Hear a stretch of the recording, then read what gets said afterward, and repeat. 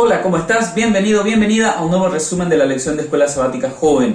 Llegamos a la semana número 12 del trimestre. El título de la lección es El amor en el pacto, la disciplina. Y el texto base está en Hebreos capítulo 10, comienza en el versículo 19 y se extiende hasta el capítulo 13, versículo 21. Paréntesis, estamos terminando lo que es este trimestre y vamos a ya prepararnos para el trimestre que viene, que va a tener un tema muy bueno. Vamos a estar hablando acerca de la sexualidad desde el punto de vista bíblico, así que si es que no tenés tu suscripción, tenés que buscar la manera de tener tu folleto para el trimestre que viene. Volviendo a lo que es el pacto, volviendo al tema principal de nuestro trimestre, recordemos algo interesante, ¿no? Ya vimos que los comentaristas ni siempre están muy de acuerdo en los términos que tienen que ver con este pacto, pero hay un detalle interesante. La mayoría de los comentaristas normalmente o eluden o tratan de manera muy parcial un aspecto muy importante del pacto divino, que tiene que ver justamente con las bendiciones y las maldiciones de este pacto. Levítico capítulo 26, Deuteronomio capítulo 28, allí están bien representadas, bien descritas. Hay que entender que las maldiciones no tienen que ver con el deseo de un Dios tirano, de ser un dictador en tu vida y de que, ¿por dónde vas? ¿No? Que quiero que vayas por aquí, quiero que me tengas miedo. No tiene nada que ver con eso.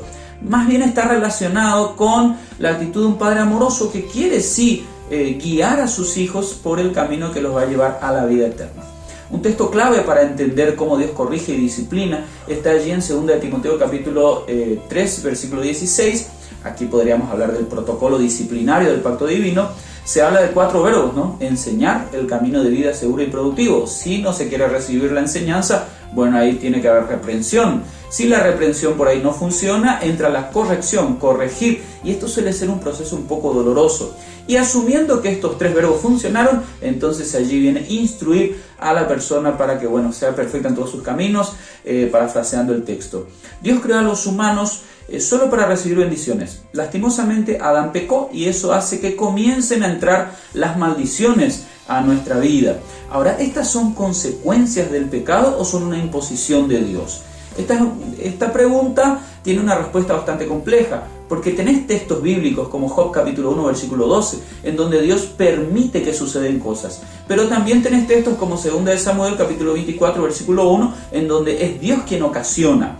Nosotros no vamos a parar mucho en este debate porque eso realmente solo se va a solucionar en el milenio. Vamos a concentrarnos en lo que significan las maldiciones en el contexto del pacto.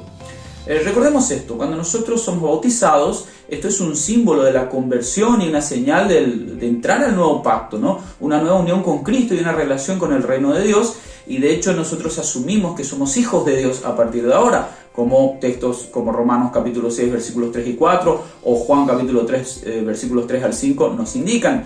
Le otorgamos a Dios el papel paternal y Él lo asume, ¿sí? Aunque a veces eso implique la necesidad de tener que disciplinarnos cuando eso haga falta. Algunos textos que hablan sobre esto son Proverbios capítulo 3 versículo 12 o Hebreos capítulo 12 versículos 6 y 10. Salmo 119 en los versículos 67 y 71, ahí se nos habla de algunos detalles que nos dan la idea de que nuestros antepasados espirituales entendían bien, esto de que las maldiciones en realidad eran como bendiciones disfrazadas, ¿sí? Porque buscaban realmente dirigirnos al buen camino. Y el mismo David en Salmo 139, en los versículos 23 y 24, le pide a Dios que examine su corazón y que si hace falta algún tipo de disciplina por el camino, que el Señor efectúe eso en su vida. Las maldiciones están calculadas en su punto justo. Fijaste Isaías capítulo 28, versículos 23 y 29, al 29, o en el capítulo 42 y versículo 3, o Lamentaciones capítulo 3, versículos 33. Dios no se complace en castigar, ¿sí? Porque cuando hablamos de maldiciones podemos pensar, un Dios que está esperando a que yo meta la pata para que de esa manera su castigo divino caiga sobre mí. No, las maldiciones no tienen ese objetivo. De hecho, Dios no va a obligarle a nadie a salvarse, pero va a hacer hasta lo imposible para poder darnos esa oportunidad, aunque eso a veces implique tener que entrar en escena y tener que aplicar la disciplina para sus hijos. El hecho de estar incluidos en el pacto no solo asegura que Dios intervenga para disciplinarnos de vez en cuando y de esa manera poder protegernos de caer, también está el compromiso divino de enseñarnos y capacitarnos para, instruirnos para toda clase de obra de bien, como dice allí 2 Timoteo capítulo 3 versículos 16 y 17. De esa manera vamos a vivir una vida de paz y rectitud, parafraseando Hebreos 12:11. Cuando Adán pecó, se puso en marcha ese plan de salvación que en realidad ya venía desde la eternidad. Pablo habla de la gracia de Cristo que está desde antes incluso del origen de los tiempos, allí en 2 Timoteo capítulo 1 versículo 9. La misión de Dios a partir de ahora sería redimirnos de esta pandemia del pecado, como está ya expresado en el protoevangelio de Génesis 3:15. Desde entonces, cada ser humano que ha sido salvado también recibió la comisión de salvar a otros. En el Antiguo Testamento esta idea ya aparece bastante. Un ejemplo, Salmo 67, versículos 1 y 2.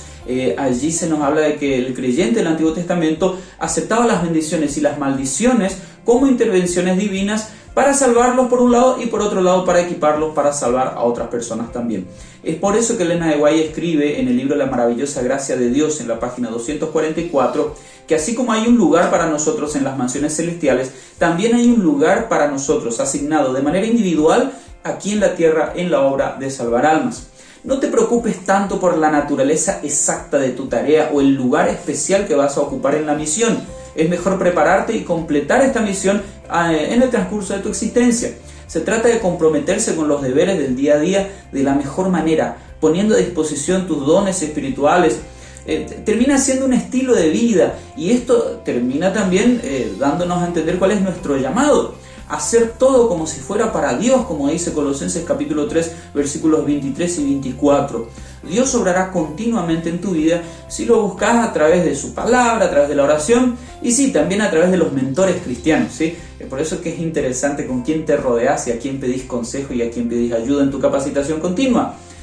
Durante el camino, las maldiciones y las bendiciones del pacto te van a ayudar a encontrar o a volver al camino si hace falta y capacitarte. A veces vamos a tener que sufrir las propias consecuencias de nuestras decisiones, como dice 2 Corintios capítulo 1, versículo 4. Pero hay un detalle interesante. Textos como Efesios capítulo 1, versículo 20, capítulo 2, versículo 6 o Apocalipsis 3, 21 nos hablan de que en la tierra nueva a cada uno de nosotros se nos asignará un puesto único en la administración del universo y ese puesto único te va a fascinar. Por eso te estás preparando ahora, en esta vida, aquí en la tierra.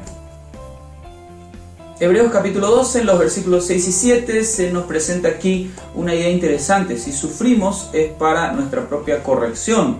Y los versículos 5 al 11, cuando tomas todo el texto en general, es un contexto más amplio. Allí se habla de que el creyente convertido y bautizado vive con esta percepción de que todo lo que sucede dentro del pacto, ¿no? Toda esta disciplina, nos coloca bajo la protección de Dios por un lado y por otro lado también bajo adiestramiento.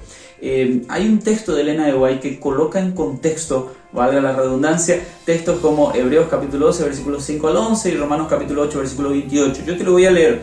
Está en el discurso maestro de Jesucristo en la página 68 y dice así: la presencia del Padre circundaba a Cristo y nada le aconteció excepto aquello que el amor infinito permitía para la bendición del mundo. Esto era una fuente de consuelo y lo es también para nosotros. El que está lleno del Espíritu de Cristo mora en Cristo. El golpe que se le dirige a él cae sobre el Salvador, quien lo rodea con su presencia. Todo cuanto le acontece viene de Cristo. No tiene necesidad de resistir el mal, porque Cristo es su defensa. Nada puede tocarlo sin el permiso de nuestro Señor, y todas las cosas contribuyen al bien de los que aman a Dios. Y aquí es donde vamos entendiendo en qué consiste esto de las maldiciones y las bendiciones, ¿sí? Tomando el ejemplo de Cristo, nos damos cuenta de algo. Yo tengo aquí 7 factores que tengo anotado y te voy a leer para que entiendas cómo funciona la cosa. Por un lado, dice el texto que recién leímos, había un escudo invisible que rodeaba a Jesús y solo traspasaba este escudo aquello que el Padre permitía. Esa seguridad y confianza le brindaba consuelo y fortaleza a Jesús. Ahora, punto 3. Si pedimos el Espíritu Santo, como ahí en Lucas capítulo 11, versículo 13 se nos aconseja, y permanecemos en Jesús cada día, como Él nos dice en Juan 15, 4 y 5, la misma seguridad que tenía Él, vamos a recibirla nosotros, de esa protección y esa capacitación constante. Así como el Padre rodeaba a Jesús con su presencia, Jesús mismo te rodea. Y Él evalúa todo lo que te puede suceder y permite que solo atraviesa ese escudo aquello que pueda tener por lo menos un elemento positivo, protector o de adiestramiento. Jesús te anima a aceptar lo que te suceda como beneficio tuyo para tu aprendizaje. Y en sexto lugar, no pierdas tiempo o energía tratando de evitar o de entender las pruebas. Sí, yo sé que es más fácil decirlo que hacerlo. Confía en Dios, acéptalas como viniendo de Él, quien te capacitará para poder sobrellevarlas. Y en séptimo lugar, todo lo que te toca en la vida tiene un propósito. Descansa en la seguridad de que Dios está al control. Ahora, fíjate en algo interesante. Hablamos de pruebas, hablamos de capacitación, hablamos incluso de sufrimiento, aunque no usamos la palabra, pero todo esto Cristo ya lo pasó. Y esa misma relación que Él tuvo con su Padre para atravesar las pruebas es la que se espera que nosotros tengamos con Jesús para poder atravesarlas. Muchos se ríen de estas ideas, pero son parte del paquete de beneficios de este pacto al cual nos adherimos con Cristo. Ahora te hago dos preguntas para terminar. ¿Cómo te están tratando las pruebas? ¿Cómo las estás pasando? ¿Encontrás paz en la idea de que Dios las permite y que las utiliza para perfeccionarte para su reino? Que estas preguntas te ayuden un poquito a reflexionar y que de repente, yo sé que estamos en un contexto difícil, yo sé que es un contexto en el cual seguramente estoy hablando para gente que ha perdido a alguien, algún ser querido, algún ser amado. Es difícil, pero nada de lo que te pasa desapercibido para el Señor. Todo lo que podamos sufrir en esta tierra, Jesús de una u otra manera ya lo sufrió. Así que Él entiende tu dolor y está allí listo para ayudarte. Y todo lo que nos sucede nos ayuda para bien, porque amamos a Dios. Que Dios te bendiga y que sigas disfrutando de un excelente día. Nos vemos la semana que viene.